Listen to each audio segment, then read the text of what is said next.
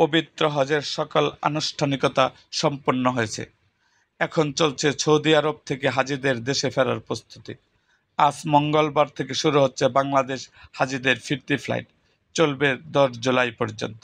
মিনায় শয়তানকে কঙ্কর নিক্ষেপ এবং কাবাগৃহে ফরজ তওয়াফ শেষে মিনায় ফিরছেন হাজিরা। ফেরার পথে অনেকে পথ হারিয়ে আশ্রয় নেন মক্কার হজ মিশনে। জানা গেছে বাংলাদেশ থেকে এবছর 87,157 জন হজ পালন করেছে। এর মধ্যে 19 জন হজযাত্রী মৃত্যুবরণ করেন।